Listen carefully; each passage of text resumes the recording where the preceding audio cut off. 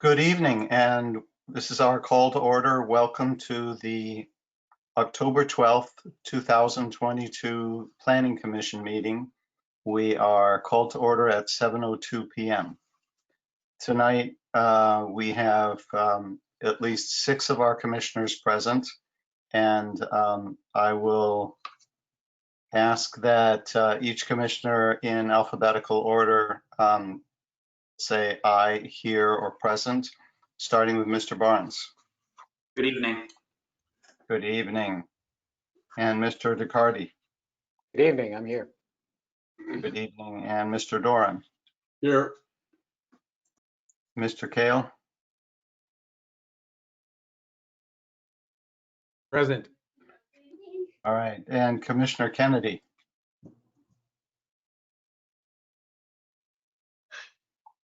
I am here. Good to see you. And has Commissioner Tate logged in yet? All right.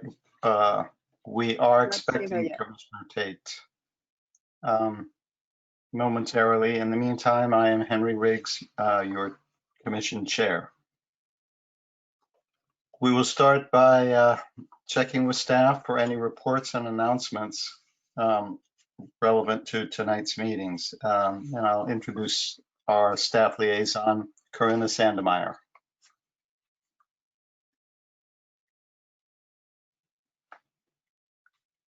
Good evening, Chair. Good evening, Chair Riggs and Commissioners. So as an update, tomorrow the City Council will consider some city requested items that may be incorporated into the Menlo Park Community Center project. And then, as Chair Riggs mentioned, the webinar now supports additional cameras, so please keep your cameras on for the duration of the meeting. I don't have any other announcements, but I'm happy to answer any questions. All right, thank you so much. Now, in our agenda, we do not actually have a public comment period.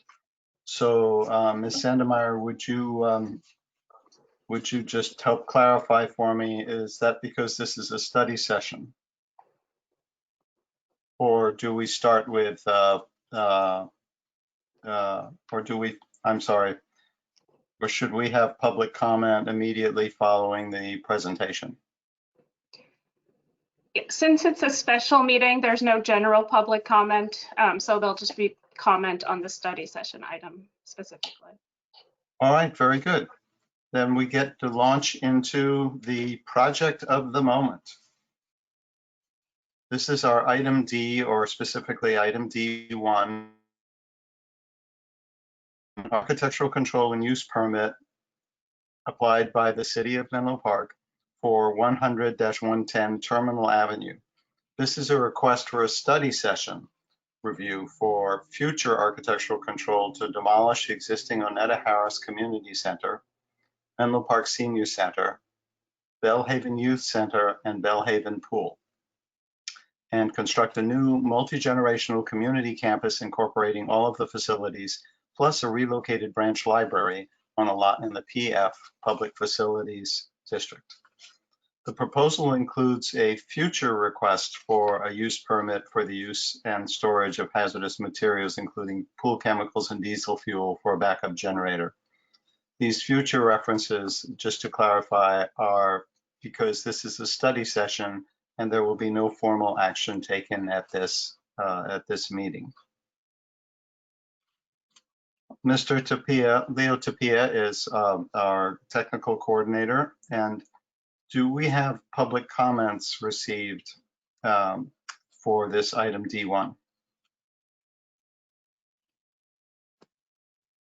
Good evening, Chair and fellow commissioners. I believe there were some correspondence that was sent in via email, and I believe the planner, Christopher Turner, will go ahead and give you a brief summary at the applicable time.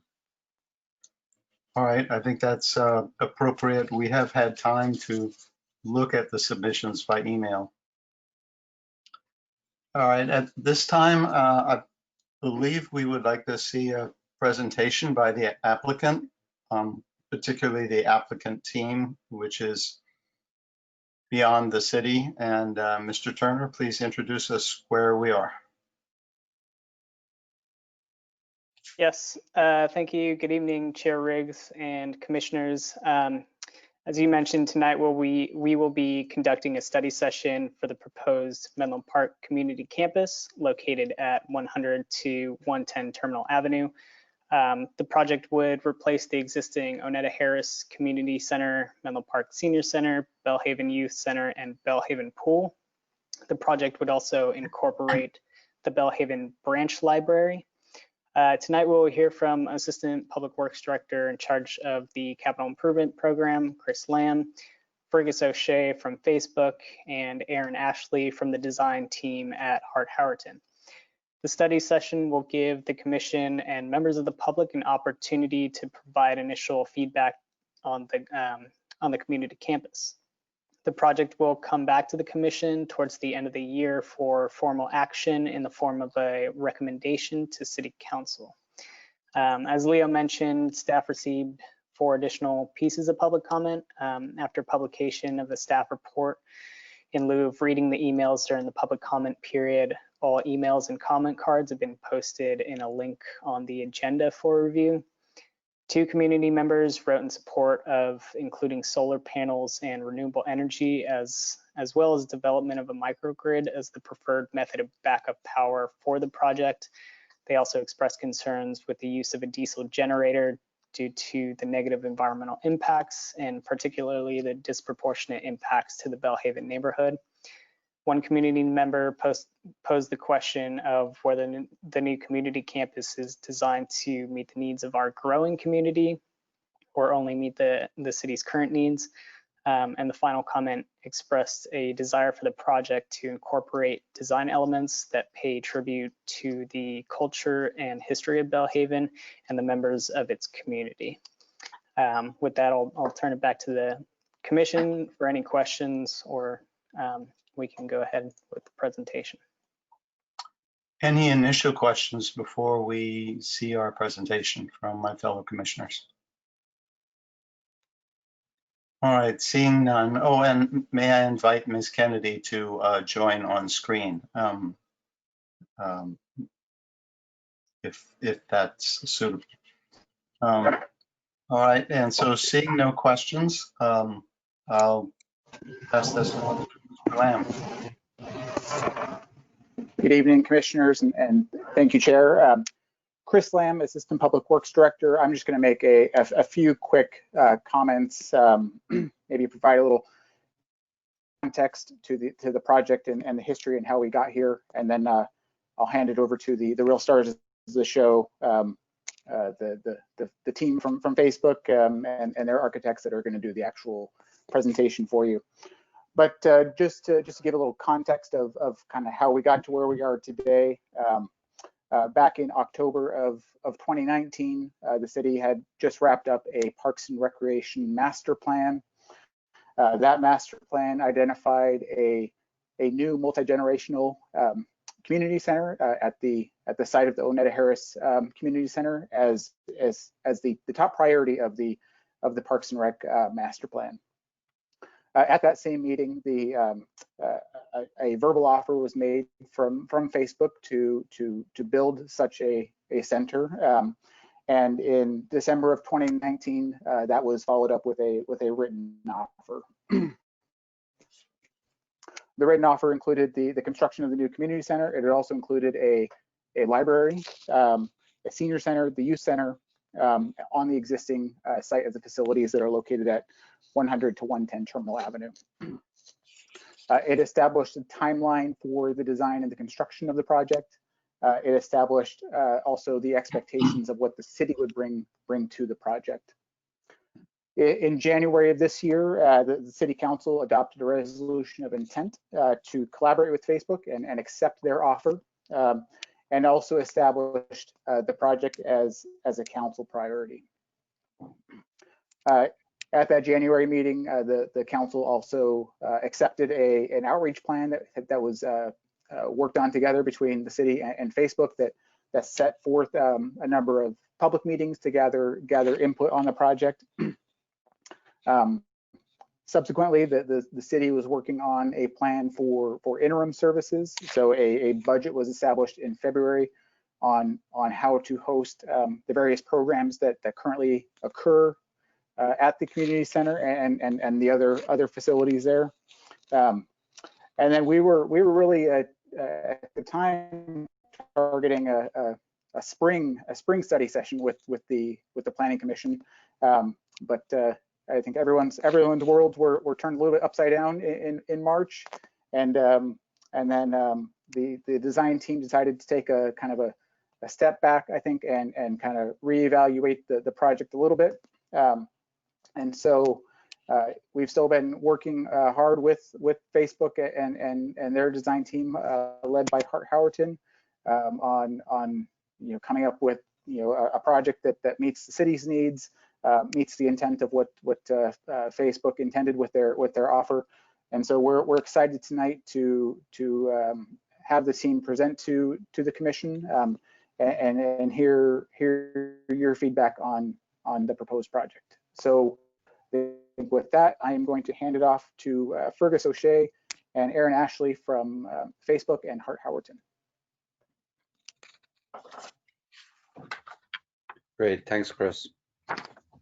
Good evening, Commissioners. Chair Riggs, so I'm Fergus O'Shea, Director of Facilities for the Facebook team here in Menlo Park.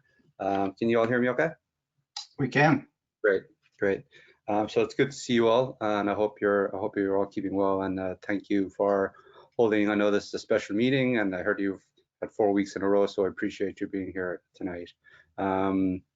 So just a quick, Chris went into a little bit of the history about the project, just touching a few key things. So late last year, as Chris said, we developed this proposal to develop and build a new community facility in Belhaven. Project we're calling the Menlo Park Community Campus. We submitted a proposal to the City Council, which is attached to the staff report.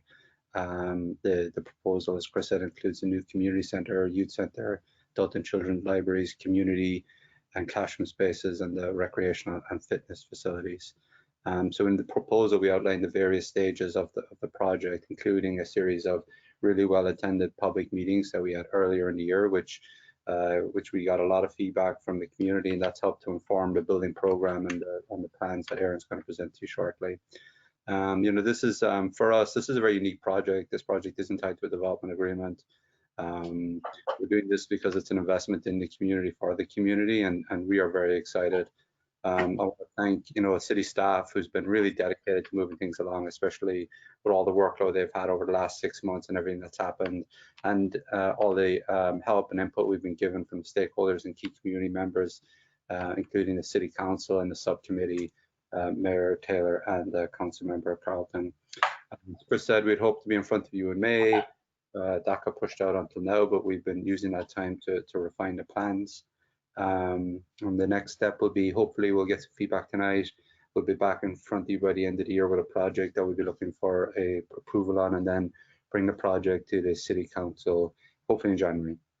Overall, our goal is to start construction of the project in the second half of next year and have the project open in early 2023 is our goal. So with that, I'll be here to answer any questions, and I'm going to hand it over to Aaron. Okay, thank you. Thank you, Mr. O'Shea. Thanks, Fergus. Good evening. My name is Aaron Ashley. I'm a partner and managing principal of Hart Howerton here in San Francisco, or at one time in San Francisco, currently from my bedroom. I'm sorry we didn't get to see you all in May. We were looking forward to it. As Fergus said, we took the delay, honestly, to the advantage of the project and spent a lot of time going through preliminary costing and got into some really great discussions with city staff around operations. So I feel like we're bringing back to you a more informed project than we were in the spring, albeit with still a long ways to go. So what we wanted to share with you tonight, and I know you've had a chance to see the deck ahead of time, was where the building program plans are, how we got to that through really a terrific series of community workshops and a lot of back and forth with staff on what it takes to operate this building and what the demands from the community have been voiced through not just community workshops, but through other reports. And then the preliminary character studies are starting to give life to this building. And in some ways, we're probably earlier in the process than maybe some of the study sessions you see, but we were thinking that was an advantage in terms of dialogue and community engagement. So with that, I'll just jump in. For you all, you're probably quite familiar with the place. What's interesting is lurking beneath the surface and behind some hidden property lines, there's some really interesting challenges to the site. So obviously, Terminal Ave comes in, and there's the existing parking lot next to Beechwood.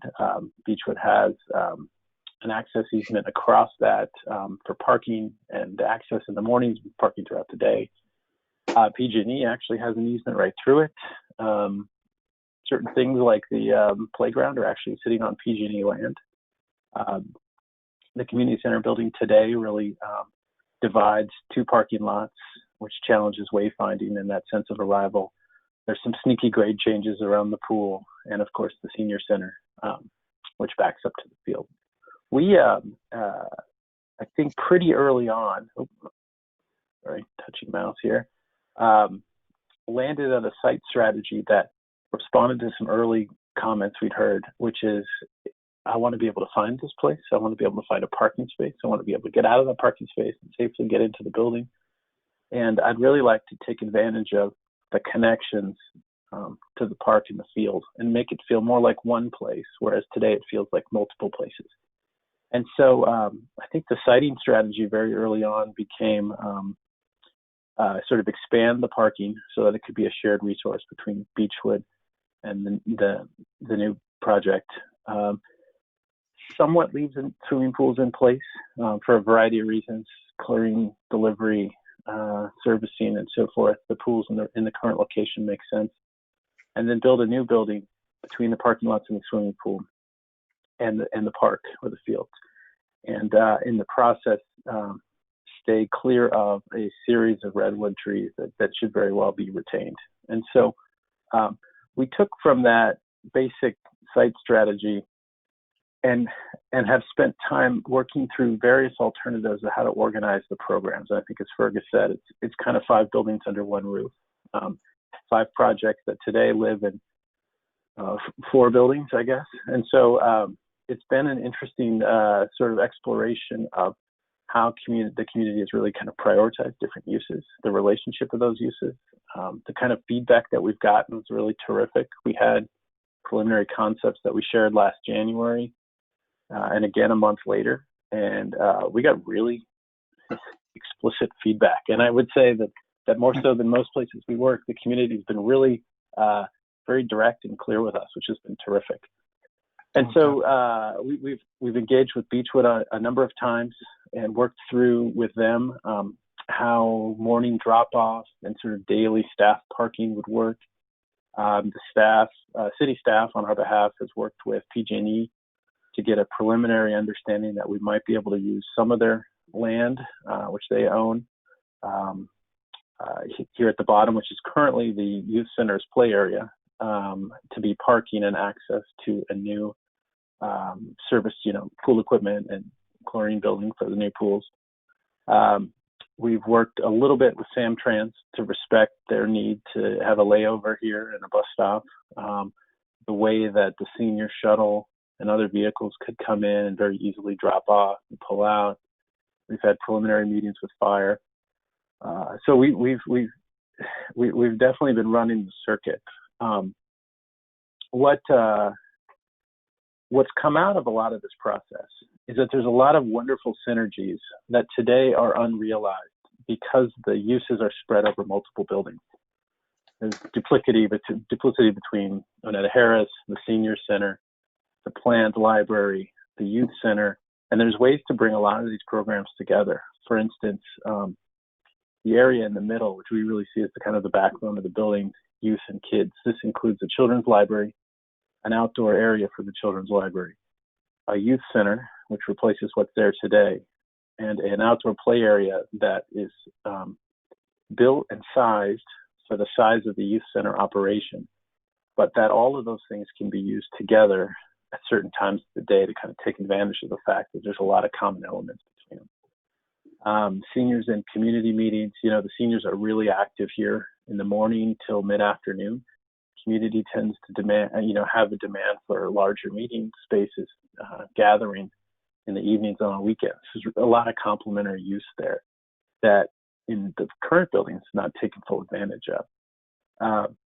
Gym, fitness, the ability for these spaces to work over the course of the day, building locker rooms once that can work for fitness, the basketball gym, the pool area, whereas today there's kind of insufficient lockers next to both the pool and the basketball area. So anyways, what's really been interesting is to tease out these synergies and take a series of buildings that are used parts of each day or parts of each week and envision a building that would be really heavily used all day, kind of all year. And I think one of the constant themes has been a building that's really well used, really well loved, is more kind of nimble and able to respond to a kind of growing community. I know one of the questions that was sent to you all dealt with expansion. We've worked a lot on how big this building should be. The city's done a lot of homework on that. The community's had good feedback on not explicit size, but on ways to measure size through their eyes. And so, this sort of rambling ranch house of an organization has a series of courtyards, and we'd imagined that in certain locations next to certain courtyards, there would be logical places for expansion of additional classrooms, additional gathering space, without having to necessarily stack program. So that was something we'd sort of built into the partie without explicitly studying, how one would expand it quite yet. A lot of our work has been program refinement, operational issues, massing to try to get the framework to something we thought we could shape into a pretty cool piece of architecture. And so we've kind of kept it a little loose as we've been working through the programming. And so you're seeing kind of much more programming and massing and the beginnings of sort of the architectural character development. But generally, it's a two-story building entered in the middle with a library element sort of hovering over the top, and that library element is this really great gathering space for the whole community and goes from front of the building to the back of the building. Seniors and community uses tend to be on one side of the ground floor. Fitness and youth tends to be on the other side of the ground floor, and then a handful of fitness rooms and classrooms upstairs. The idea is that you arrive to a building that allows for acoustic separation. That is to say, when the seniors are still active here and a lot of kids come across the parking lot from Beechwood, or young kids are here in the morning, that the seniors have some relief from that. Today, the seniors enjoy a really great kind of lounge space with a fireplace in the current building. This is meant to replicate that. The seniors have a terrific lunch program every day. We wanted to maintain that. That room can be divided. So, if you wanted to run concurrent classroom to dining, that's possible. We wanted to get great outdoor dining options so that the seniors could take their lunch outside. So the full service kitchen that supports all that happens, is maintained. The children's library is really this cool knuckle that goes from inside to outside. We love this idea that you kind of arrive and there's, kids in this little sort of reading nook, and it just feels like a youthful place. The staff would man the entrance to fitness and youth center. So, if you check in, you get out to the swimming pool, into the basketball gym, or upstairs to the exercise rooms. Youth center is really, it's got a lot of state requirements around square footage per child, and in both indoor and outdoor. And so there's some size constraints that have been factored in. But really interviewing staff and understanding how to maintain the kind of offering they have today. It was interesting going through the community process. We originally had a partie of a three-story building, and we heard loud and clear from community members that a lot of these programs in their mind were best suited to the ground floor, which in a way is terrific because you can have these kind of complementary outdoor rooms for every indoor room. But in a way is challenging because there's more program and parking than we can fit all in a one-story building. And so we were looking for certain key programs to move to the second floor. Upstairs, as I said, the library is really the knuckle. It's not a library, maybe like we all went to when we were kids that had lots of books. One of the outcomes of the community engagement process that the library went through ahead of us getting involved was a place that was much more about gathering, meeting, studying, tutoring, than it was about rows of stacks. And so the way it's organized is a place that has exposures to the east and the west. So depending on the time of the day, you can find a place in the sun or a place in the shade, a series of small group study and tutoring rooms, a series of seating groups, so that you can find a place to be comfortable. And we think that will be heavily used by seniors and other members of the community in the mornings. It'll be a great place for students and kids to come to in the afternoon and evening. It has a series of classrooms that ring it, whether that's the teen lounge, a flex classroom, an arts classroom, which we're calling a makerspace that really replicates and enlarges what's in the senior center today. Obviously, the basketball gym is double height, and there's a movement studio and fitness. Movement studio is really, on the one hand, classes, on the other, for fitness, but on the other, there's tons of demand for ballet and youth dance. And, we heard from the community, it'd be great to have a hallway and we could be outside and even have this wall be glazed so we could watch our kids, go to class. And so we're thinking about those things as we start to organize the program. In terms of the section, again, kind of primarily two-story. We've stacked where we think it makes sense. Obviously, the basketball gym has a double height. We've given the multi-purpose and senior dining room a 4.5 expression so that it can be a really generous space. And then the kitchen with big mechanical demands over the top of it. Up on the roof, there's an enormous effort underway with city staff to think through amount of solar, microgrids, all sorts of things on top of what already is actually kind of a tricky thing to do an all-electric building with a big pool. And so we've gone through exhaustive studies, and it's really been an interesting process for us because this is our first all-electric pool project, and kind of an all-electric community center. So it's really an interesting process and the terrific commitment the city's made. So just quickly to kind of recap, we had these terrific community workshops that built on community feedback we were getting all along. And it was great. We had them at the senior center. We brought members of our staff. Folks brought their kids. Folks of all ages came. There was a little song and dance by us just to kind of walk through where we were. And then we turned people loose at tables to really give us opinions. And they took Post-it notes and they wrote everything and anything. We had a little site model that they marked up. Someone drew a staircase for us. It was really a terrific process where I think people really gave us good information, which isn't always the case in these. We generally organized it around themes. So there was a theme around the senior center, and we asked questions of people and got very good feedback. We learned more about how the senior dining room works today, how it works with the lounge and the outdoor terrace where they grow tomatoes and flowers.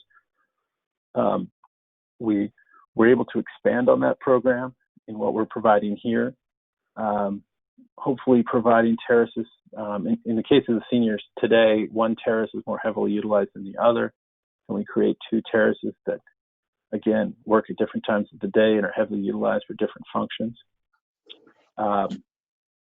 We went through a similar theme around the community center, which, you could argue the whole thing is a community center, but, the community use community gathering functions.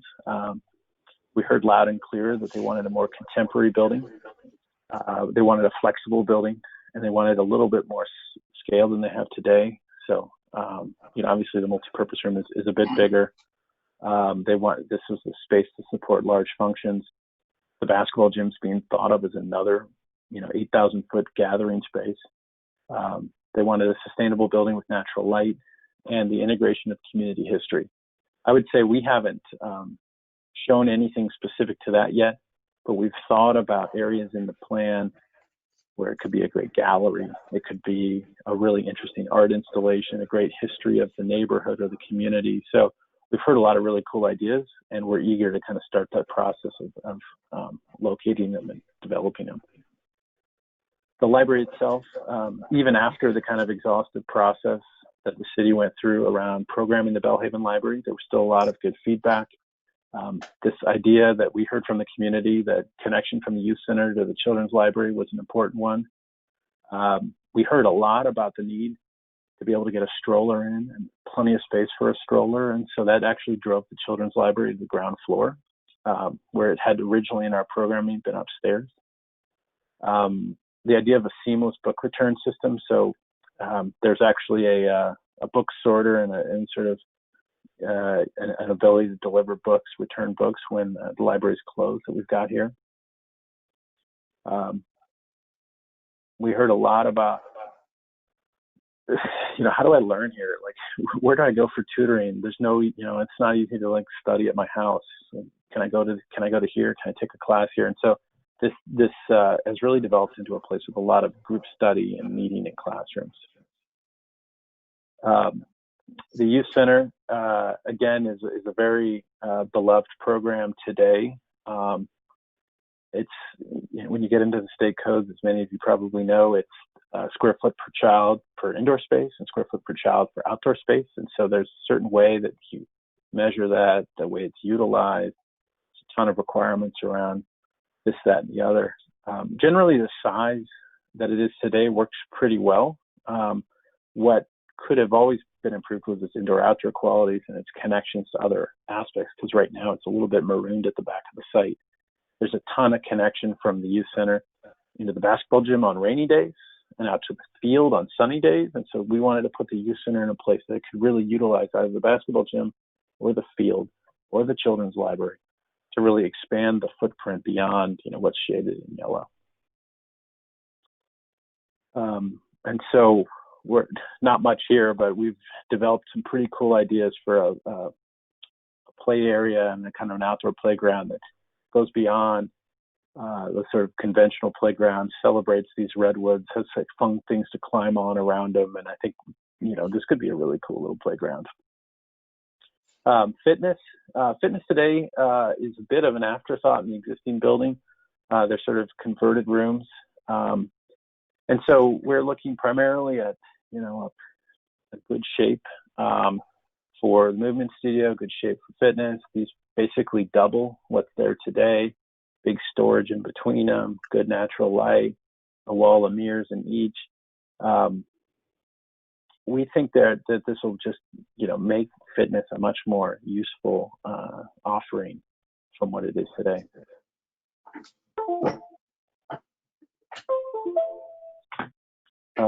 Sorry, my computer hiccuped a slide.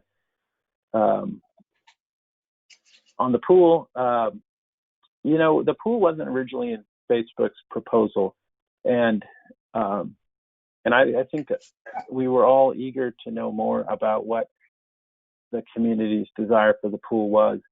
And what we heard loud and clear is we want a new pool. We want a pool that's better suited towards us. And there was some specific ideas about that pool. And so thankfully the city had already undertaken a master plan for the pool, and we had a good set of requirements that the pool expected. And so we were able to build on that.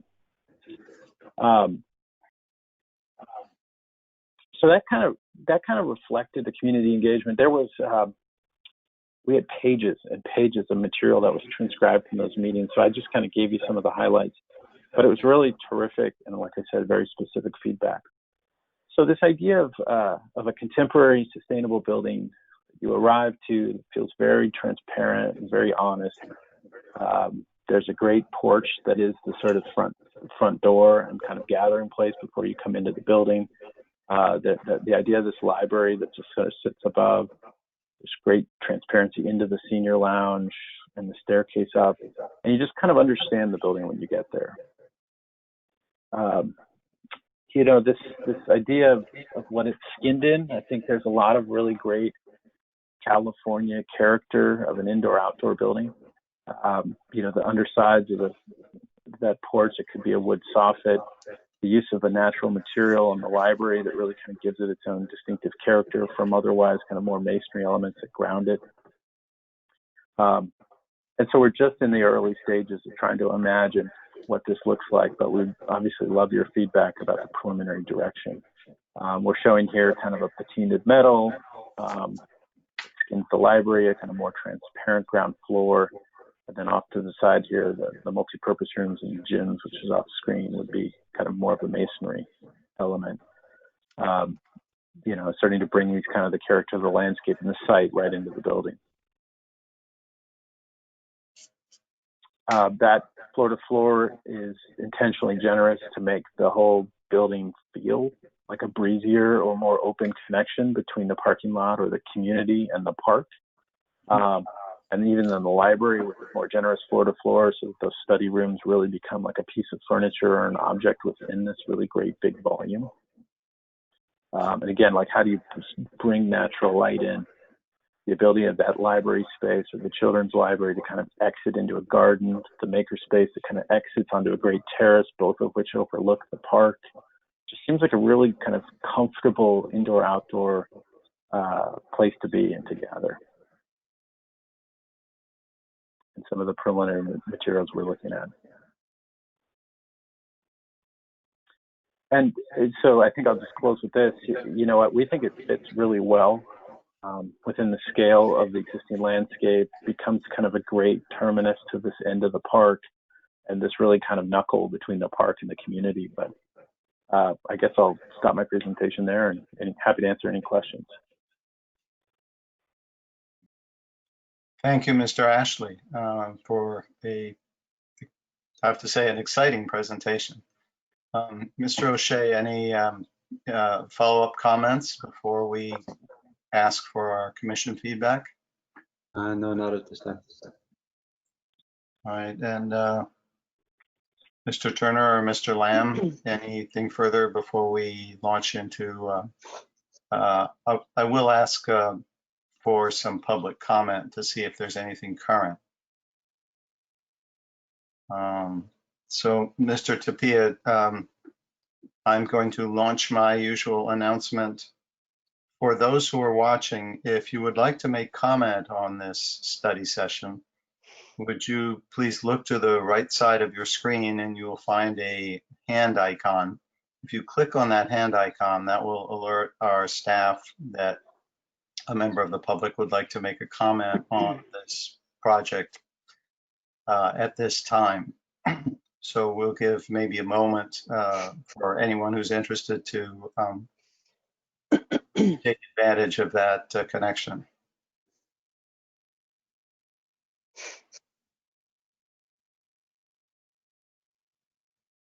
Good evening, Chair. At this time, we are showing one member of the public who would like to speak at this time. So whenever you're ready, I can go ahead and introduce them. By all means, and I trust you will, but I will also mention that our public comment periods are 3 minutes, and we do try to hold fairly concisely to that, just to be fair to everyone.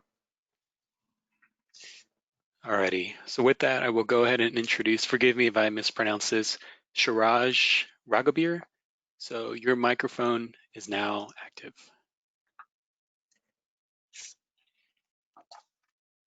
So you should be able to unmute yourself, Shiraj. Okay, got it. Can you hear me now? Yes. Oh, very cool. So this is my first time checking out one of these meetings, and I really like, it seems like you guys have been doing a lot of talking to the community and stuff, which I really appreciate. And I was wondering if I can learn more about what you guys are doing with the garden and get more details on that.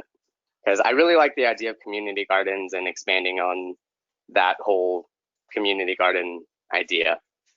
That's all for me. All right, thank you, Miss. I'm sorry I didn't get your last name, but thank you, Shiraj. And we don't generally respond to public comments, but I can tell you that the community garden is a logical item for discussion among commission members, so I do believe we will discuss that. Mr. Tapia, any other raised hands? Yes, we do, Chair. I will go ahead and introduce the next member of the public. So I will go ahead and introduce, forgive me again if I mispronounce this, Terry Ependendio. So your microphone, you now have the ability to unmute yourself, and you are live when you do so.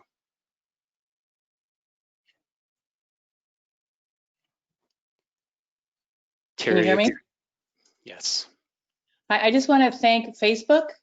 I really appreciate that you really listened to us. I attended a number of sessions a year ago, and I did found Hart-Howerton to actually be they were very engaged with us. I know at the table I sat at, they took many notes, and I'm really happy to see that the feedback we got was incorporated into the designs. And I also want to thank City of Menlo Park for, replacing the pool, and for working with Facebook. And Facebook, I'm very grateful to Fergus for putting this together. I know it's been challenging with the pandemic, so I just want to say 10 thumbs up on this. I'm really excited to see this. Thank you very much. Thank you. And there are times when we wish we had 10 thumbs to put up for some of the things that Facebook does for us. Mr. Tapia, do we have a third commenter? Yes, we do, Chair. I will go ahead and introduce Tom Cabot, if I'm pronouncing that correctly. Your microphone is now live. Hello, this is Tom Cabot. I'm a Menlo Park Environmental Quality Commissioner, just speaking on behalf of myself tonight. Thanks very much for sharing the project with us. Looking at it a bit from a standpoint of air quality in the neighborhood, and I really support this being built as an all-electric project with no fossil fuel on site. No gas pipe to it. That'll be great. And so using heat pumps to do the water heating and space heating, and including the pool heating, that's done in lots of parts of the country as well. So those parts look great. Also, it's nice to see the solar arrays. Solar is wonderful for assisting the economics of the project. Our electricity is already clean and green, so the solar is a helper in the economics of doing the electrification by providing a lower cost source of energy. So that works out well. I've also been looking at some of the studies the city's been doing on the microgrid aspect, trying to make the facility resilient as a Red Cross shelter facility as well. And that will help in coming environmental stress that we're facing. So some of those, the things associated with that would be using a battery backup system and using some solar. And from looking at it and the economics, it appears that it definitely needs its rooftop covered in a lot of solar, and maybe the front, maybe some parking canopies in the front parking lot with solar. But probably it doesn't need much more than that, it appears, from looking at the studies. It doesn't need the one down along the park. So anyway, an array of solar plus batteries would help this facility stay with its clean air benefit to the neighborhood, and not running a diesel generator and testing it every month to try to keep the generator working, but just relying on batteries and solar to carry it through and make it a resilient building. Thank you very much.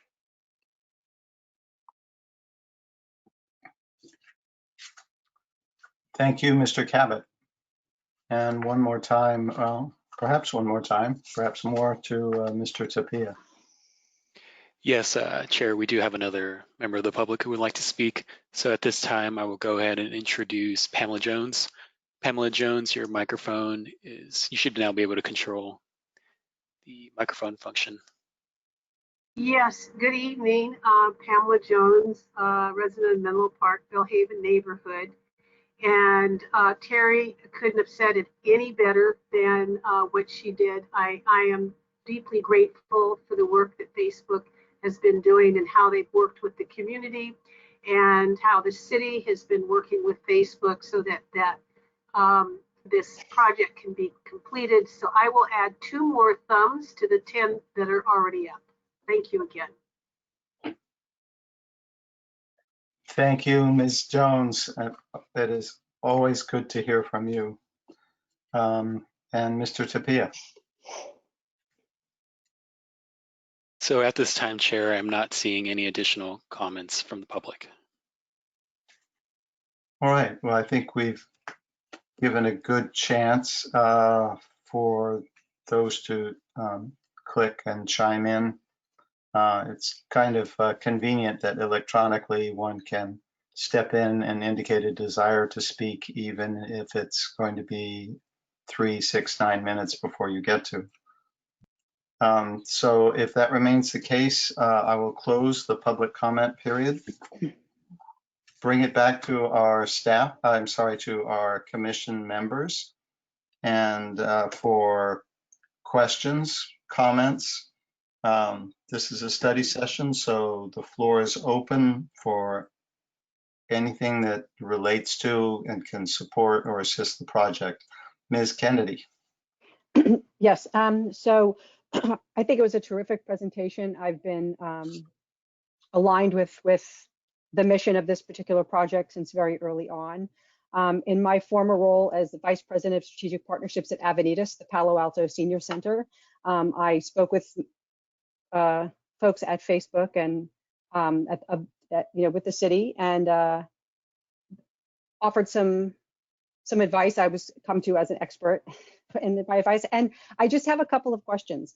I'm really curious about the overall net area allocated to senior services in the new building, as opposed to what is currently. So I'm looking at the plans. The overall net area is about 11,000 square feet. And I can't, because of the way the new building is divided, I can't seem to see how much space is actually allocated to senior services. I also heard a lot about stroller access, and I'm hoping that we're being as mindful around walker and wheelchair access. Newer buildings as pertain to seniors have significant regulations on them, on how they can be built, with the doorways and things of that nature. And so a lot of the structure of the building is very different. Once you're starting to look at senior services, if you are looking at dedicated spaces for seniors. So I would love to see a lot more detail on that as we move forward. And I'm trying to pull it up, but I can't. The dining room, there's services on the second floor for seniors, and it's a lounge, or I can't really pull that back up. I'm wondering what is the square footage of the rooms, like the volume, the capacity for the rooms for seniors, because for example, at Avenidas, we built several very large spaces, and when you put furniture in them, and at most you can have 70 folks in there, but if you have especially now in the post-pandemic universe that we're going to be in, folks are not going to want to be as close together. And so I'm, thinking about how spaces are built, if there's going to be rooms that could be broken into, one room could be divided into 2 rooms if need be, the flexibility of those spaces. I'm not seeing a whole lot of restrooms on the first floor. I mean, things like that. Those are the kinds of things that I would love to see addressed in this space, considering that we're building this building as a building of the future. I think it's beautifully designed. I think that it encompasses all the community. But when you think that, seniors or anyone over the age of 55, AARP loves to get you at that point. More people are, and in some communities, you do have grandparents taking care of their grandchildren. And so there's a lot of multi-generational households, as we all know. So I think that we could, I'm all for making senior services and spaces bigger and more flexible to encourage use. And that's all. Thank you, Commissioner Kennedy. I had not recalled your expertise in the field, and we're fortunate to have you on this commission. Other commissioners to comment? Mr. Kale. Thank you. This is a very well thought out building. I had a few follow-up questions on the presentation.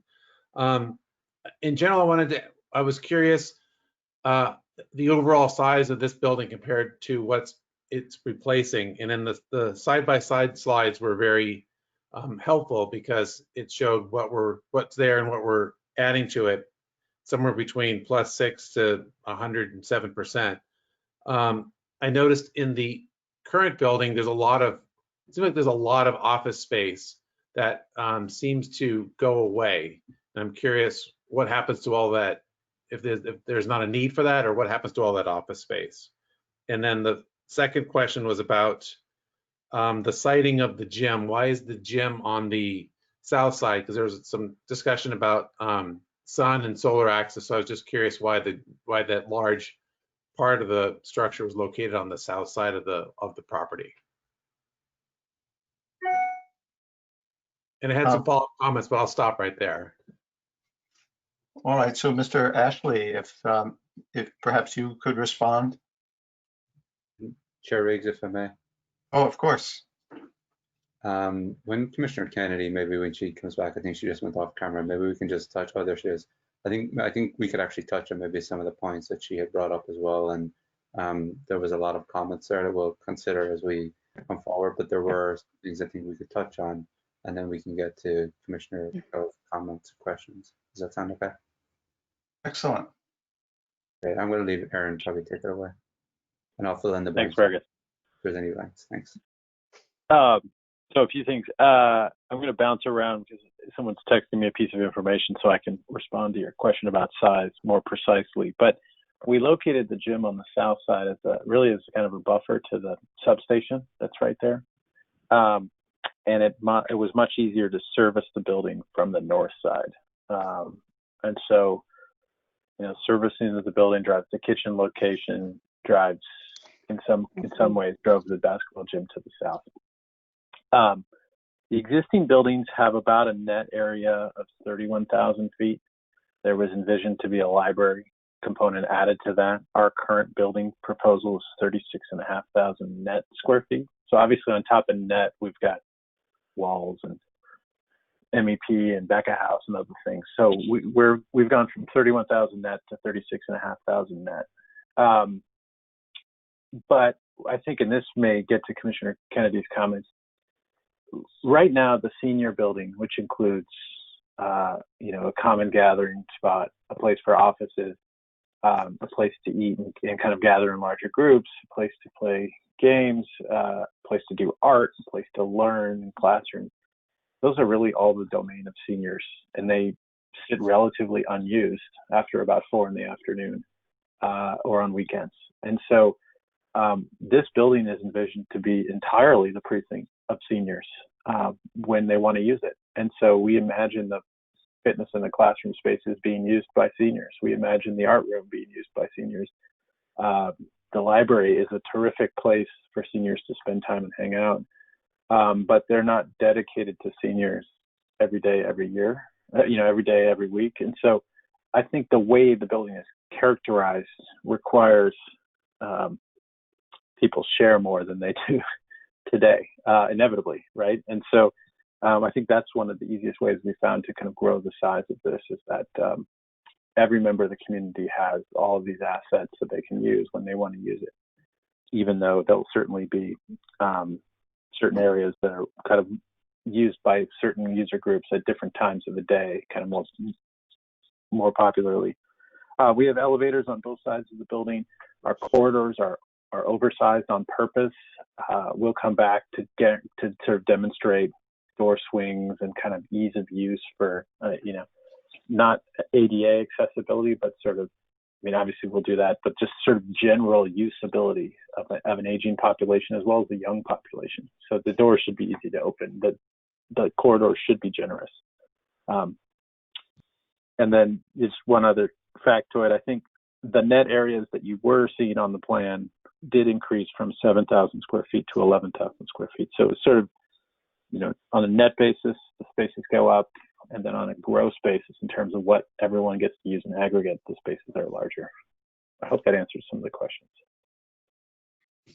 So Yeah, it did. So what I'm hearing is that it's a community center with a secondary use that facilitates the use by seniors during the typical hours that seniors would normally seek to be in a community center, which is interesting.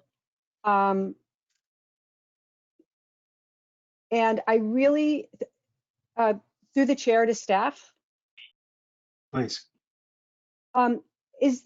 Does the city of Menlo Park intend to continue to operate the senior center or the community center as a city-run operation, or is there discussion of potentially hiring a nonprofit to run this the second senior center in Menlo Park? And I say that because for something to be a senior center and the way in which it is currently being used, even though it is underutilized, there are classes and programs that do happen on a regular basis. And that's not what I'm hearing here. What I'm hearing here is that, yes, seniors can use it for certain things, but is the building going to be programmed for seniors during specific days and hours of the week beyond a lunch or breakfast? And given that we are an aging population and there are many more multi-generational households, we can foresee that more and more seniors would be looking to go someplace like a senior center in Belhaven. By 2030, over 50% of or 45% of the population is slated to be over the age of 65. It's pretty standard if you're in that business, which I was. And so what I'm encouraging everyone to sort of look at is to broaden their thought process around what is a senior, who makes a senior, how do seniors operate in their communities, what they're looking to access.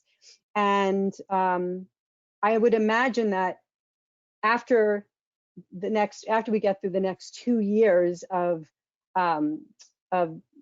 this pandemic and eventually this building is open, folks will be looking for ways to connect more than they had been able to currently. And we should be supporting that as much as we possibly can, and programming them correctly is really important. So I do appreciate the answers. Like I said, I'm really for this project, but I'm hoping that we're going to think really far into the future on how these spaces are used and how we invite seniors into the spaces that we're creating for all of the community. And I'll also add that it is my hope that maybe not on this project, but on a project sometime soon, that we do incorporate senior housing into something like this. Is a great opportunity. So I think this building could be a little bit bigger. We could put a floor of housing on top of it. That'd be awesome. And it would make the community significantly more robust. And that's what I'll say. Ms. Kennedy. I'll just say, if I made it sound like we were limiting operations, that was not my intent, because that's how we talk with the city. But I'd rather Justin Murphy talk to how it will be operated. So.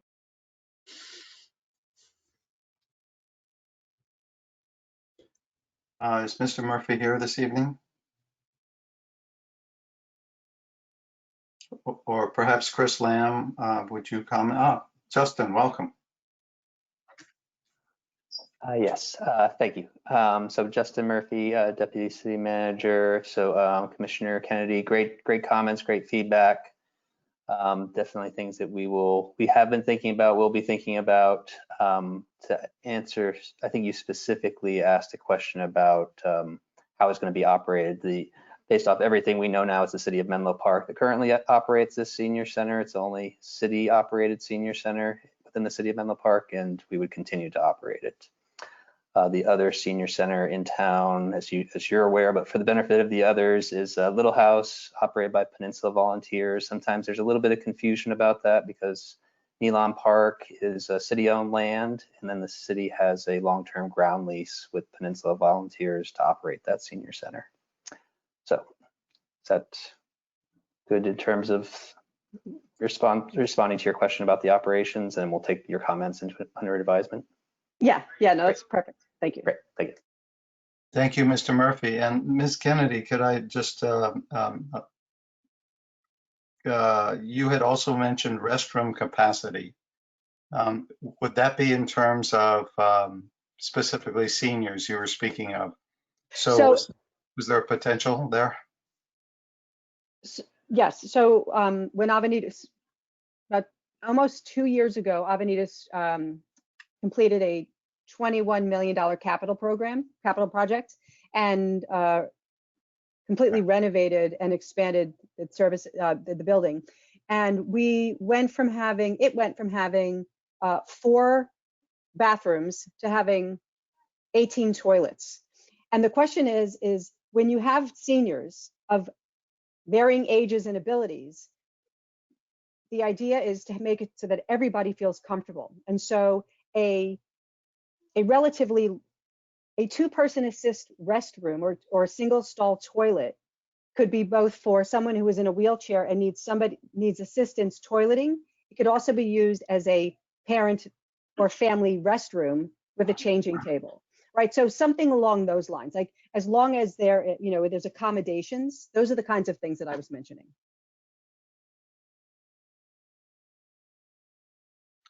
All right. By the way, as we do amongst the commissioners, if our presenters or staff would like to make a comment, please just raise your hand and I will know. And Mr. O'Shea, I had a feeling that you had something to add to that. Thank you. And I will I'll raise my hand in the future. Can we get the floor plan just put back up? That would be great. Part of the presentation, because there's a few of the items that Aaron had touched on and that Commissioner Kennedy had asked about that I think I would like to just bring attention. Does that mean we have to give? I'm not sure if it's city staff have the control or if it's Aaron has the control. This is Leo with the city. We're working on it on the background, trying to upload it for you. Okay, so while they're uploading it, oh great. So if we can go to, there's a slide that shows the existing senior facility and the proposed layout of the new facility. I think it's like maybe 3 or 4 slides before this one.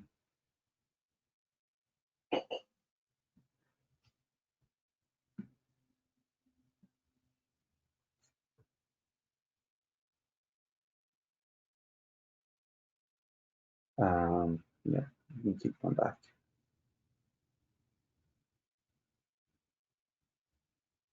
So I think it's the other direction.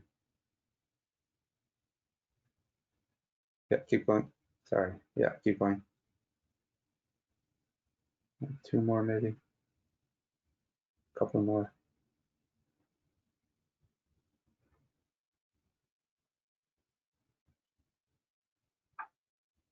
Great, there we go. No, sorry, go back. Yeah, that's the one. Great. Okay. So a couple of the comments specific were around access and easy getting in and out of facility. So those comments came up a lot when we were having the community meetings. Where the nearest is there going to be preferred parking? About bus drop-offs? How do people be able to get in easy? Currently, there's a lot of different grade separations outside there with the facilities that are existing. And when we build a facility, we want to try and eliminate that. So both for kids and for seniors who are coming in, they're going to be able to get into the facility really easily. I think the lobby, the senior lounge and lobby will have its kind of its own feel as well. Primarily use will be for seniors. We've purposely put the restrooms directly off the senior dining and community room.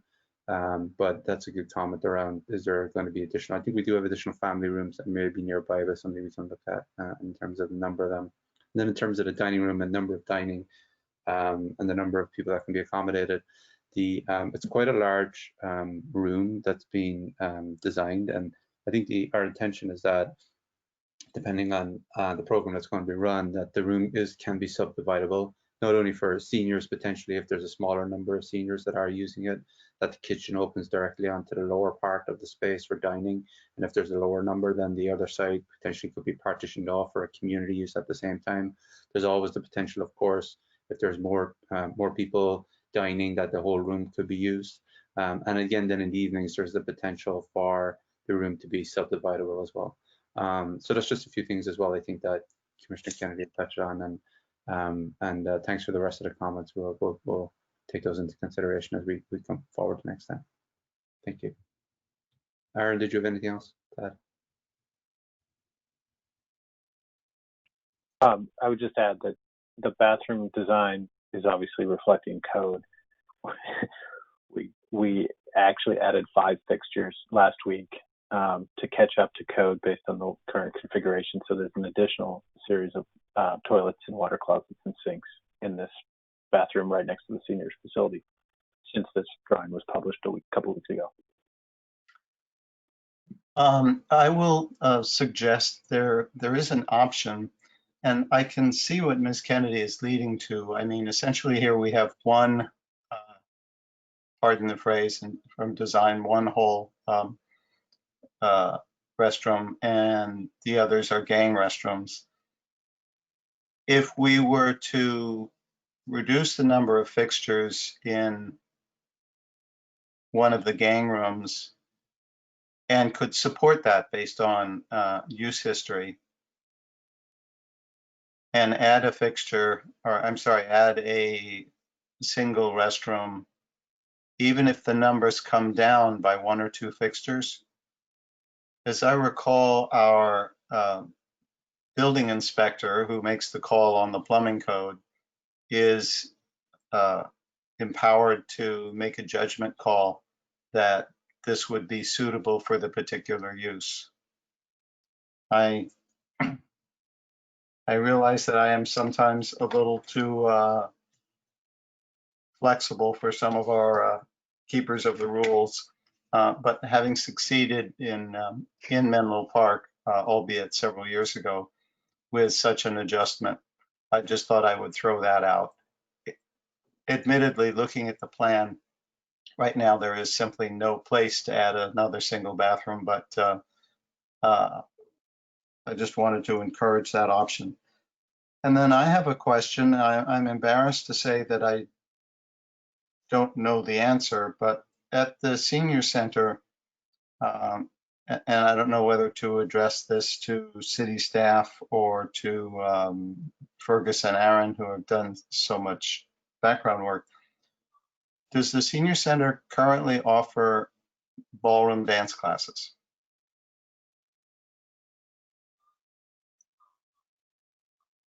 That's a great staff question. Yeah, it's a great staff question, definitely.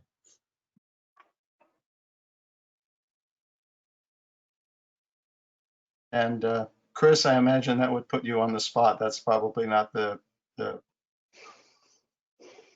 Yeah, and unfortunately, I'm not. I don't have the answer to that one. So, but we can check in on that for sure. All right, and Ms. Kennedy, perhaps you know. No, but I'm curious as to where you're going to put the pool tables. I do have a sort of a secondary comment on Commissioner Riggs' comment around adding another single water closet. So I do think that the location of the restrooms from the lobby, the senior lounge, from the entrance is too far from the second outdoor, the first and or second outdoor terrace. I don't know which one's 1 or which one's 2, and having to walk through a series of rooms to get to the restrooms. So I think that's a wayfinding and signage issue. But I would find a compelling issue. I would find a compelling reason to locate a restroom, a single stalled restroom, as close to the lobby as possible.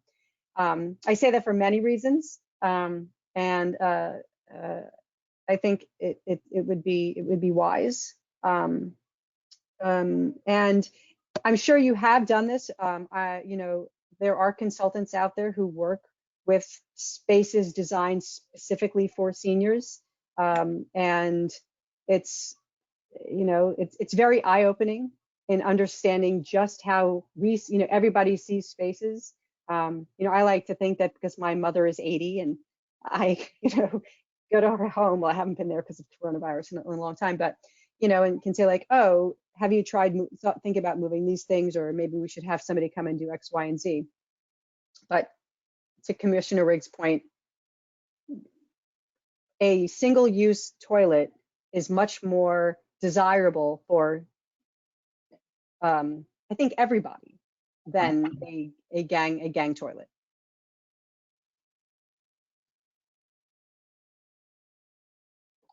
And Ms. Kennedy, when you refer to the lobby level, you're referring to the second floor lobby level.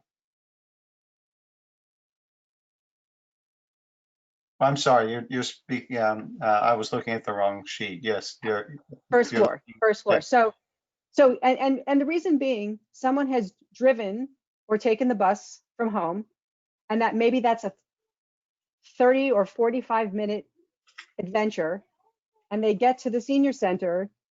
You know, it's nice if you don't have, you know, you have to walk through the whole building and then come back and say that you're here for a class or to meet somebody or whatever it is.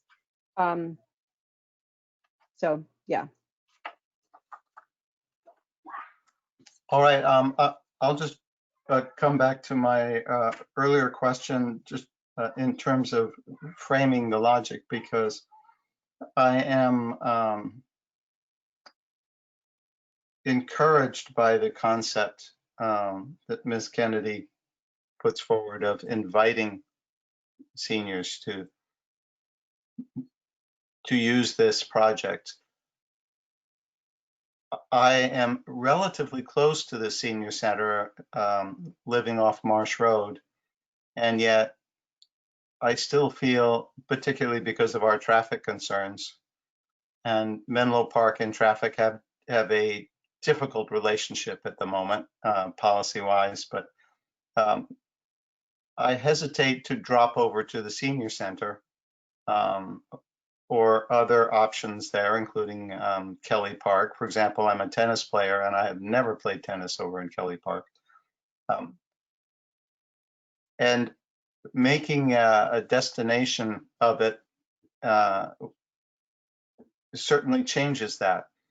I have to say that people who want to do, and I just pull out as an example because it's something I used to do 10, 15 years ago. People who are interested in ballroom dancing get really hooked on it. It's very social. It's relatively engaging. It's exercise, but within means.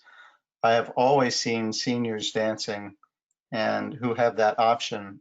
But from Menlo Park, you have to travel in order to do ballroom dancing. So I'm sure there are other examples of things that could be used to draw seniors out, which would then bring me to one of the larger issues. And Aaron, you did touch on it briefly. It has to do with the expandability of the center. And I think you touched on expanding the youth center, I believe, into the courtyard. Is there to expand the senior center? And I won't be so bold to guess what space would be expanded, but perhaps support spaces, perhaps another gathering space. But does that work on this linear ranch style plan?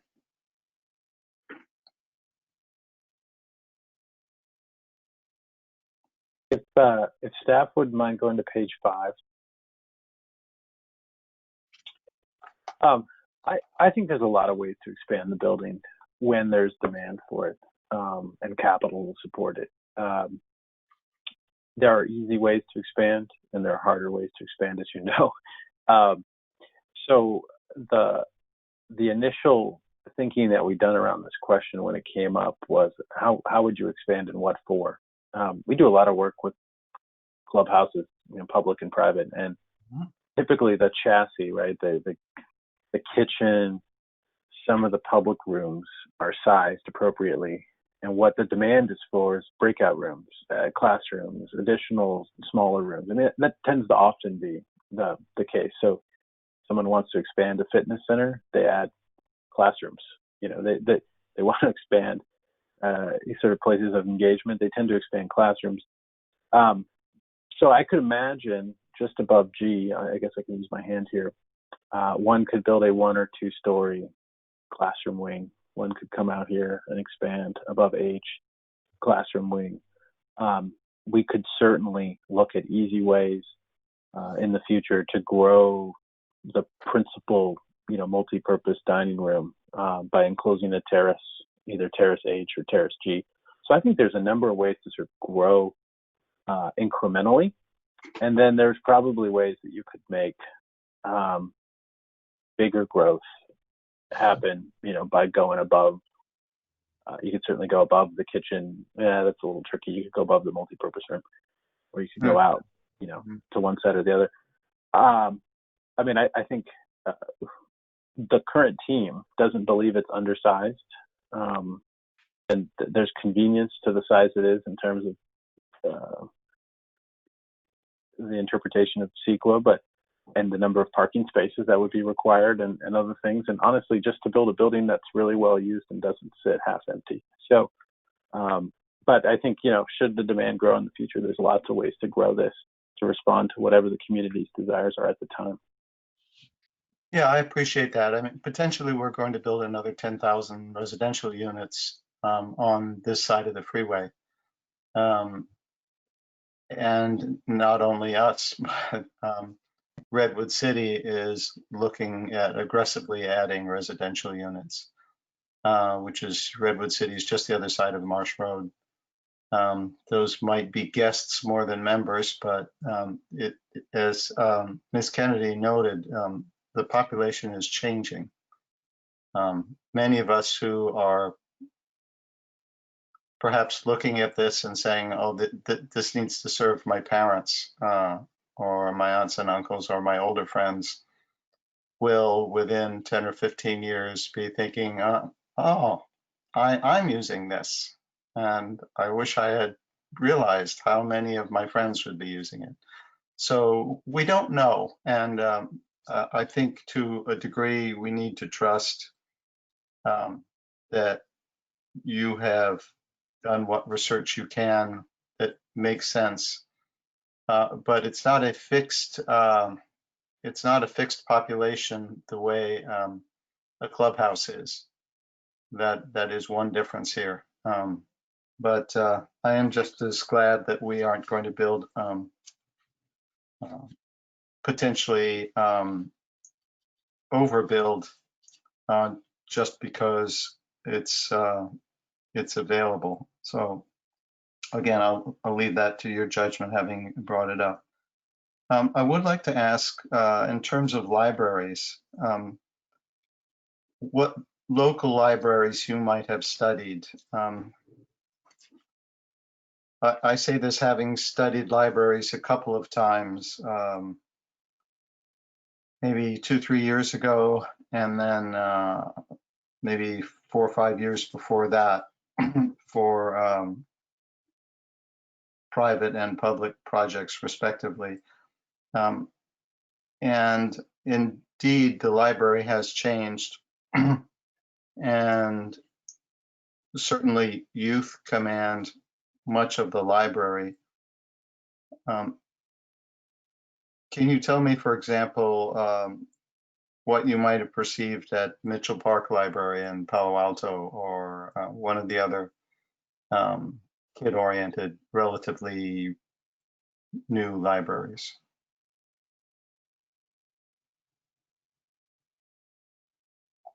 I can't speak to that one. And I have to say, you know, I'm a person talking in front of you, and I got a big team that's helping me think through this. I will say I spent a lot of time at the Lafayette Library with my kids, and there's some amazing things that libraries have pivoted to, which tend to be less books, especially, I mean, tons of kids' books, but less books for grown-ups. And our library has a robotics lab. It has all these great tutoring places. I mean, it has a cool kids' romper room inside and out.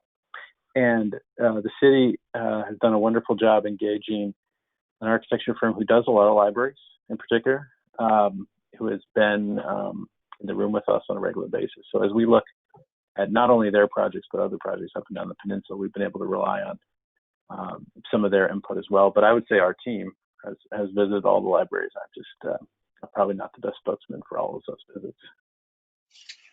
All right, well, I should assume that, and I want to acknowledge, I know Hart-Howerton's reputation well, and it is certainly a fine reputation. But I think we are fortunate that Facebook brought you on this team. I have 2 or 3 other comments that I want to make in general, but I don't want to take up the time when not all of the commissioners have had a chance to speak. So I see Mr. Kale would like to speak again. Thank you. I just wanted to pass on some general thoughts about the project. So again, it's a well thought out project. I really am excited about the makerspace, having that available, which sort of takes place of the, I forget what that was called, the tech building that was down the street that was removed. The library is great. When I saw this proposal last week, I saw that the library was supposed to be spread out. So I really appreciate how it works out now, especially with a part of the children's library is visible from the entry, and then that it is not sort of spread out in lots of different spaces, but it's consolidated in such a way that makes a lot of sense. About the design and the materials, I think the materials are the materials are really great. They seem appropriate for the building. There seems to be maybe a little bit of a disconnect on the materials and the design itself, which and you noted on purpose that it's meant to be a little bit loose because it's not thought out yet. But I think it now's the time to think it out, because it appears a little boxy to me, maybe a little corporate. I think once some more thought is put into it, incorporating these materials, it'll really work out. I think adding some curves or some other elements like angles would help a lot. I think the word that comes to mind is just trying to make this a more dynamic building will really be something that will help make it a focal point for the city. I was just curious about the views from 101, just thinking about the parking garage for the hotel up the street. I think this is fairly well screened from 101 with the trees and the substation, but that tall gym space may be visible, so just wanted to keep that in mind, what that will look like. And then 2 other things. One is there's some questions about the need for a diesel generator, if we can do that with a battery backup. I think that'll be great, especially since the diesel needs to be cycled every once in a while. And the last comment is about just following up on the bathrooms. At the YMCA, they have a family changing area, which I think would help for the pool area specifically. Having some options for restrooms for families and seniors would go a great distance. But overall, it's a great project, and I'm looking forward to it being built. Thank you.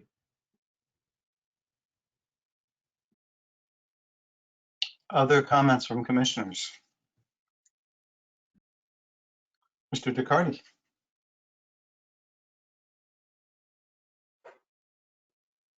I'll go after Commissioner Kale because I dovetail with some of his comments. First of all, I'm excited about the project. Really appreciate the effort and work, the partnership with Facebook and the city in this. And I think my main piece of feedback is that I am really encouraged to hear about the outreach to the community, how much time you spent with the community, how much you've heard from the community, and to hear from community members tonight that not only have they been heard, but also feedback incorporated. And just really encourage that as you continue to go forward. So just big kudos and please keep on doing that. I think that's hugely important in this mix. A couple things, and I'll try to keep them coherent and not rambling. I agree with Commissioner Kale about the materials. I think materials look warm and inviting. and also that the sort of current construction feels a bit corporate and cold in that mix. And I think a lot about kids and youth and wanting to make it feel like an approachable campus. And so would encourage some of the thinking that Commissioner Kale put into that mix. That resonates with me. It does, as much as the current center feels completely like it's cobbled together, there is a little bit of a feel just from looking at it that it feels a bit cobbled together right now as well. On the circulation, I suppose this is a question, to talk a little bit more about the integration with the field and the track behind. And that slide with the circulation, it actually looks like you sort of go out, but then you have to take a really circuitous route to connect with that. And is that integration designed that way because of the heritage trees, or is there some reason to keep the separation? And I think especially with engaging with youth with coming into the community center, there's an awful lot of youth that use that field and never touch the buildings. And so from a recruitment standpoint, how are you all thinking about that? Sure. So there is a direct path out to the field, but we're trying to route people after some back and forth, kind of up towards the bathrooms further north, as opposed to directly onto the track, just so that you're not encountering the track. There's no sidewalks out there, and we're candidly trying to not improve the park as part of this building, just so that we can focus on the building.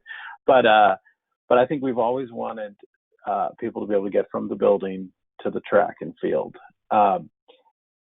The Beechwood kids have expressed a desire to bypass the building and go along the north side of the building to go from the school to the field, and so that'll continue to be. But I think you bring up a good point about connectivity from the kind of fitness core, locker rooms, basketball gym out to the field. So I think we will definitely look at that. Okay, great, thank you, appreciate it. Another question is around parking. I see cars. What about bikes, and what about the different modes of transportation in the future? We're likely to see electric bikes, scooters, smaller scale public transportation.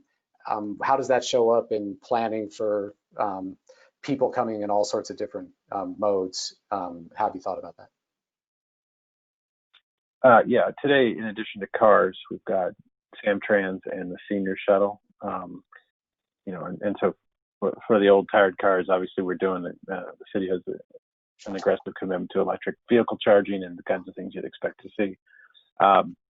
We have staff bike, I think by code, for LEED, Gold, or Platinum, we've got covered staff parking available for bikes. We've also heard loud and clear from the city council last week or 2 weeks ago that they'd love to have covered bike parking. So that's on the agenda to incorporate into the design, which wasn't the case when we published these drawings.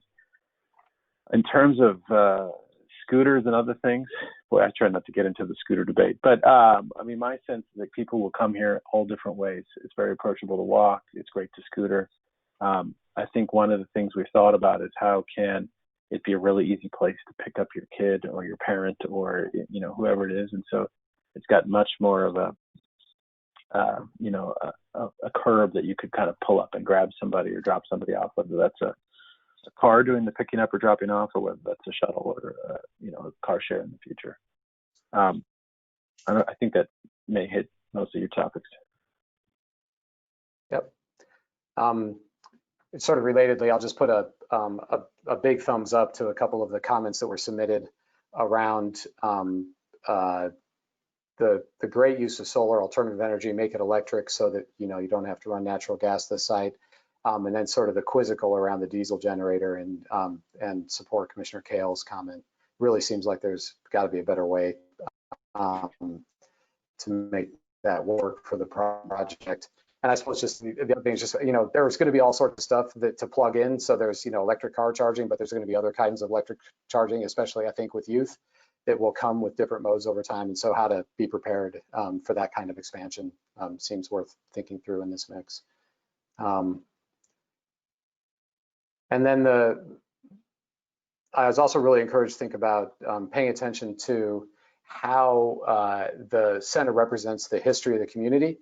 and really, pay attention to and listen to community members on that, but also encourage, especially, I think, given that we're talking on this specific day, to move through to the history of the place. And so that's the Native people that were in this place first, and to draw that history all the way through, I think would be important in that as well. And then my last comment is in the aspirational. I really liked Commissioner Kennedy's integrated housing comment over time. If we think about, vitalization of downtown areas, and if there's housing and density that encourages use, it's outside of the scope of this, I understand, but I really like that comment, and so put a thumb on it. But overall, I'm a big fan of the project. Go back to the beginning, which is really appreciate the effort, the coordination with the city, and absolutely on the community feedback. So please keep on doing that, and thank you. Thank you, Mr. Ducardi. Mr. Barnes, I haven't seen you raise your hand yet. I know you have copious notes. Would you like to? I do, but I would say I have nothing substantive to add to the enlightened comments of my fellow colleagues. I'm excited about the project. I look forward to seeing it progress to the next stage. Fair enough. And I have to say we've had some indeed enlightened comments so far. So I do want to take the chair's prerogative and throw in some final comments and prompts and so forth. I will agree with other commenters regarding the success with the plan, with the massing, and with the materials options. And as previously stated, it will be very interesting to see the materials and the massing come together, including potentially with Mr. Kale's commentaries about a bit more dynamics in the building.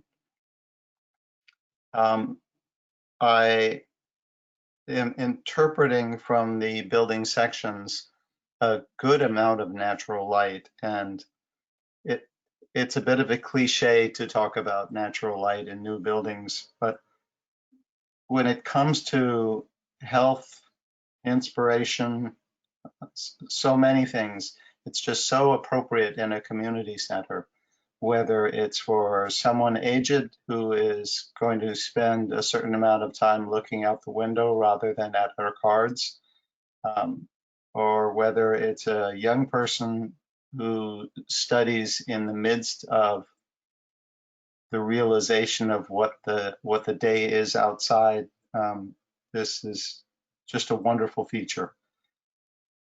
Then I also wanted to comment, lest it be lost in some way, for example, with my comments about expansion, the playground has had more than I think the usual amount of landscape design for this level, for an early study session. And it is already showing more than just space. It is showing something that a user will respond to.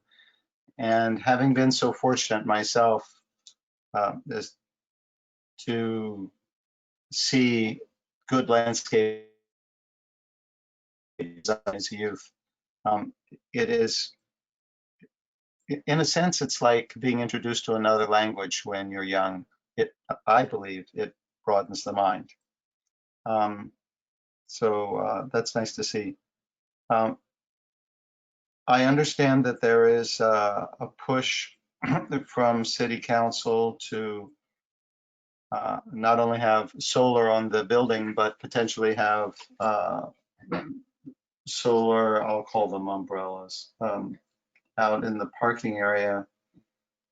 I can't help but conclude that this is critical for an all-electric building. This is not just a community building, not just an electric building, but for heaven's sakes, it's got a pool. It's got a pretty impressive electrical load, and it will become dependent on that electrical load. In fact, City of Menlo Park is pushing all new buildings to be entirely dependent on the electrical load. It's almost as if none of us have noticed the last 3 years of electrical outages, or the rather significant outages as PG&E bought electricity from Texas with much manipulation of the product, as it turned out to be, resulting in brownouts and blackouts.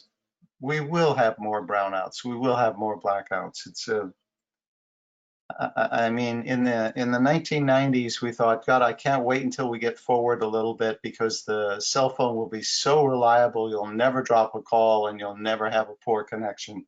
And that didn't turn out to be the case. So that solar will be very important. I would like to suggest, and perhaps this suggestion is headed more toward council than anywhere, that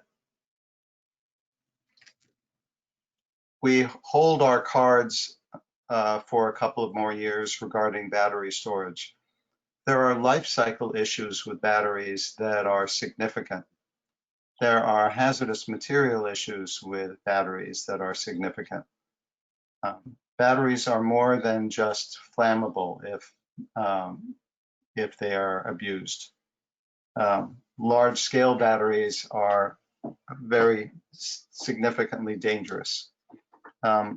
This may not be true 2 years from now, or other energy storage options may have been developed. Considering the mines that we have nearby, it would be quite possible to have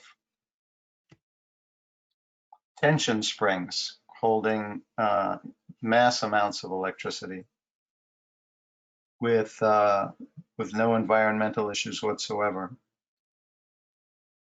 And so finally, I'll make a comment on what is, I think, going to be controversial, but it's an observation, and I think an observation that has to be made. Our direction, and this is a policy issue in the city, to encourage electric vehicles, but particularly to encourage alternative transportation. It's something that in part I've been waiting for since sophomore year in school, when I did my first transportation project. The idea that everyone goes around, seemingly everyone goes around in an individual 2-ton conveyance is just so archaic. And yet, we have a very significant equity issue. When I'm introduced to some of my neighbors who are on the other side of Marsh Road, I'm going to guess that at least 50% of them are here undocumented.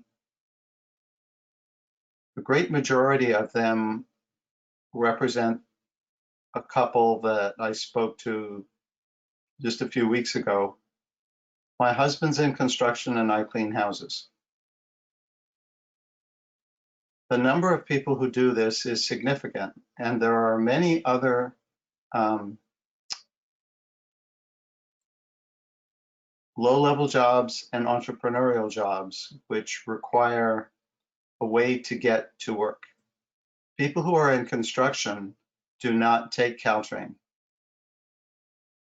There are only so many jobs that are at El Camino Real and walking distance from Caltrain, and most of those are union jobs. Construction happens all over the peninsula, much of it in small pockets. The method of getting there is by a vehicle that carries tools and that goes to a residence or a village center or a particular office building on Middlefield, which has no meaningful public transportation. Cleaning houses, that's self-evident. You don't take public transportation to go to 123 Hillside Drive in any town on the peninsula. So as we try to move away from vehicular transportation, we are doing so without the involvement, engagement, or appreciation of those who need to travel in a scattered manner across and through our towns.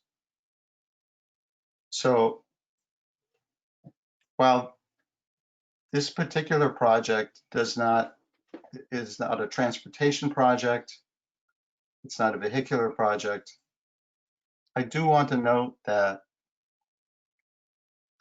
our expectation that in the future, people will not come to the senior center by automobile is unrealistic.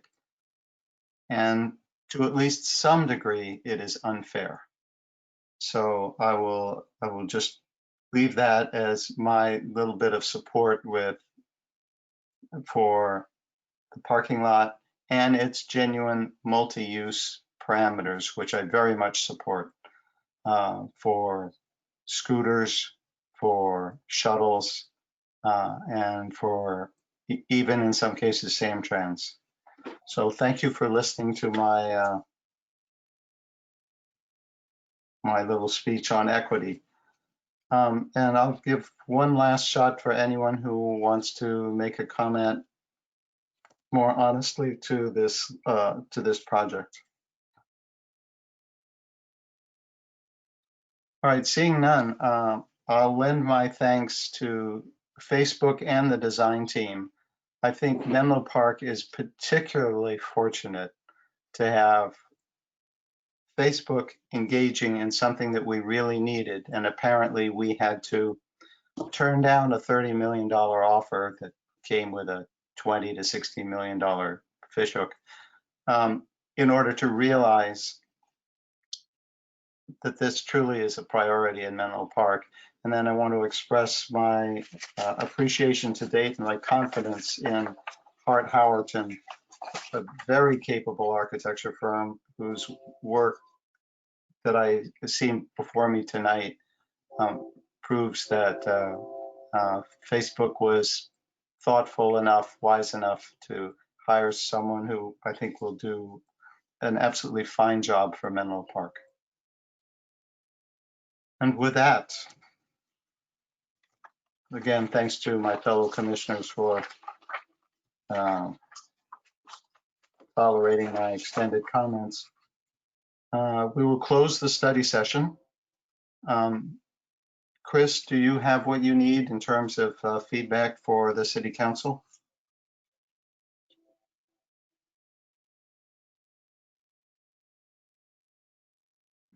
I was thinking Chris Turner, but either one of you.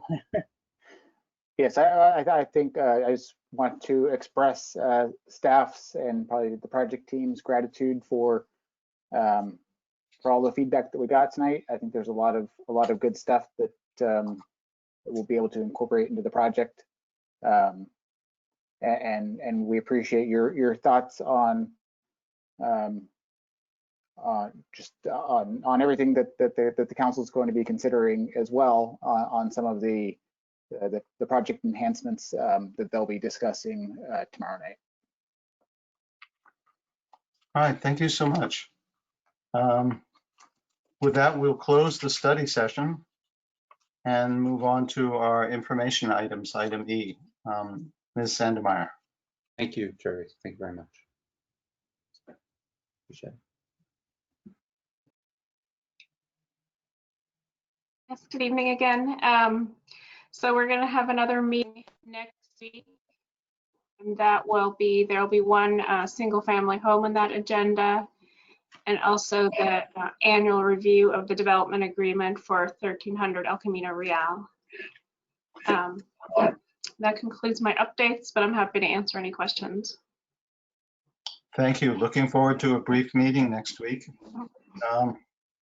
Wait, who's playing Monday Night Football? Well, anyway. Anyone else have comments related to the Planning Commission for this evening? All right, thank you. And with that, Mr. Swingline will adjourn our meeting at 8:47 p.m. Thank you all. Thank Sure, you. everybody be well.